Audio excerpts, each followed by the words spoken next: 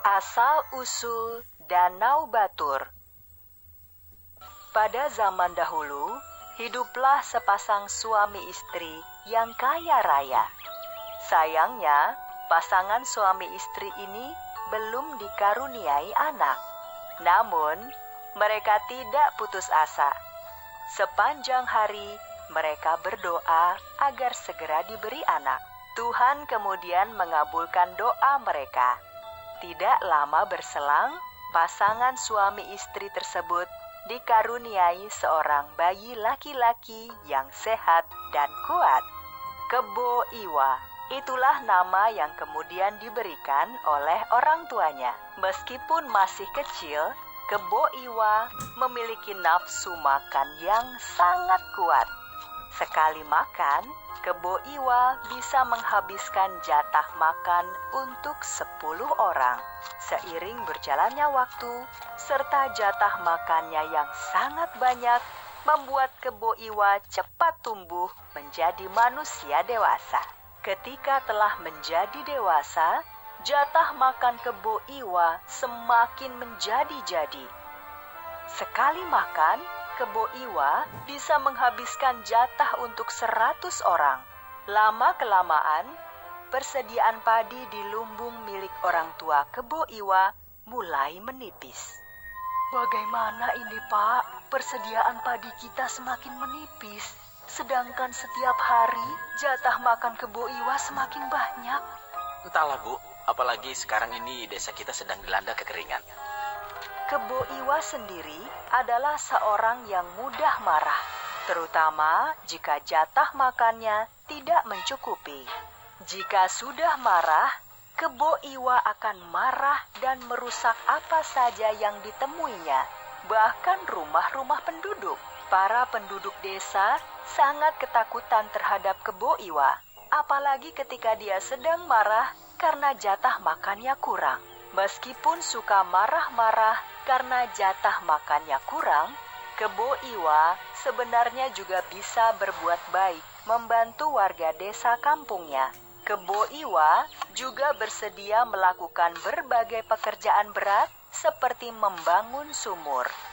Kebo Iwa juga membantu pengairan di desanya. Dengan semangat, dia mengangkut batu-batu besar untuk membendung sungai. Setelah membendung sungai yang besar, Kebo Iwa pun lantas mendatangi rumah salah seorang warga desa. Hai kamu, aku lapar sekali. Makanan apa yang kamu punya? Aduh, maaf Kebo Iwa, tapi berasku sudah habis. Bagaimana ini? Mendengar warga desa tersebut tidak memiliki makanan, Kebo Iwa langsung marah. Hampir saja Kebo Iwa mengamuk. Tiba-tiba, dia mendengar suara sapi. Wah, suara sapi. Di mana sapi itu?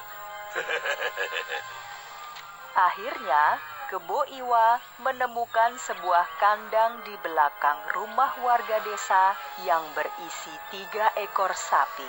Wah, sapimu gemuk-gemuk juga. Kurasa cukup untuk sekedar mengajal perutku hari ini. Warga desa yang ketakutan diam saja melihat Kebo Iwa mengambil sapinya. 3 ekor sapi itu pun tidak lama kemudian sudah berpindah ke perut Kebo Iwa. Nah, kalau perutku kenyang kan semuanya jadi beres. Meskipun Kebo Iwa juga suka membantu para warga desa, kebiasaannya yang suka marah-marah ketika lapar pun akhirnya mendatangkan ketakutan para penduduk. Sehingga suatu hari, kepala desa membicarakan masalah ini dengan beberapa warganya. Kepala desa, meskipun Kebo Iwa suka membantu, tetapi sikapnya yang suka marah ketika tidak diberi makanan sangat membuat kami takut. Benar Kepala Desa, kita harus berbuat sesuatu. Belum lama ini, Kebo Iwa memakan 3 ekor sapi saya. Padahal hanya sapi-sapi tersebut yang saya punya untuk membajak sawah. Aku pun sebenarnya juga khawatir dengan masalah ini. Tapi siapa yang berani menghadapi Kebo Iwa? Beberapa hari kemudian, terlihat beberapa warga membawa makanan ke rumah kepala desa. Makanan yang terkumpul pun sangat banyak.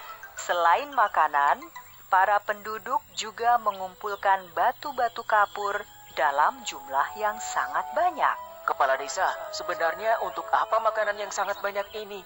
Dan juga batu-batu kapur ini untuk apa? Tenanglah, aku punya rencana untuk mengatasi masalah Kebo Iwa. Yum, yum. Waduh, aku masih lapar nih. Kebo Iwa yang masih lapar itu kemudian didatangi oleh kepala desa dan beberapa warga. Hei, kenapa kalian datang ke sini? Apa kalian punya makanan? Aku masih lapar. Itulah tujuan kami ke sini. Kami punya banyak makanan dan akan memberikan semuanya. Asalkan kamu bersedia membantu kami. Ah, yang benar. Asal ada makanan, aku siap membantu kalian. Memangnya, apa yang bisa aku bantu? Selama ini sudah banyak rumah yang kamu rusak. Kami harap kamu bisa membangunnya kembali. Itu karena kalian tidak mau memberiku makan yang cukup. Tenanglah Kebo Iwa, kami akan memberimu makanan yang cukup banyak. Asalkan engkau membangun kembali rumah-rumah yang rusak tersebut. Baiklah, asalkan ada makanan, semuanya beres. Dan ada satu lagi, selama ini desa kita kekeringan, sehingga banyak yang gagal panen.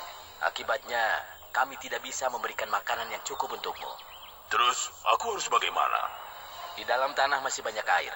Kamu bisa membuat waduk dengan menggali tanah yang dalam. Dengan adanya waduk, maka sawah-sawah tidak akan kekeringan. Sehingga kami bisa memberikan makanan yang cukup untukmu. Tenanglah, selama ada makanan yang banyak, Kebo Iwa siap membantu pembangunan di desa ini. Tidak menunggu lama, Kebo Iwa segera memperbaiki rumah-rumah yang rusak akibat perbuatannya sendiri. Rumah-rumah sudah selesai aku perbaiki. Sekarang, mana makanannya? Sabar dulu. Jangan lupa buat waduk di sana.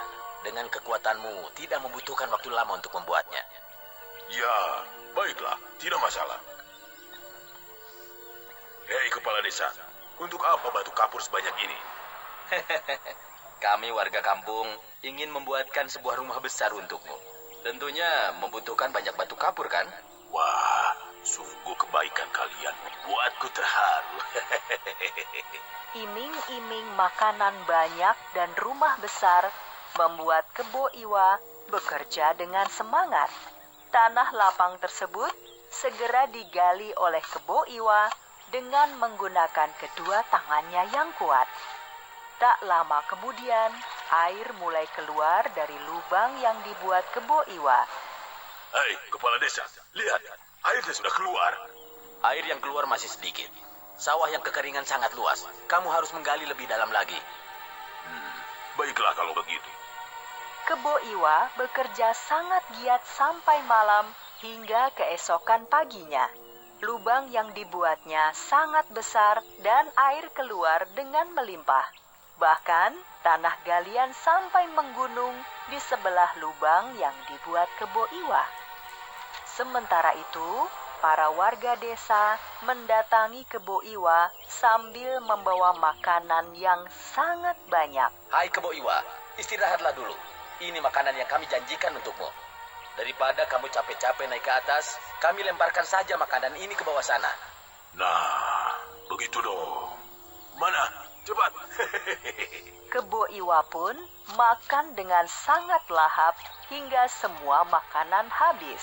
Karena kekenyangan, Kebo Iwa pun akhirnya mengantuk dan tertidur di dalam lubang besar yang penuh air itu.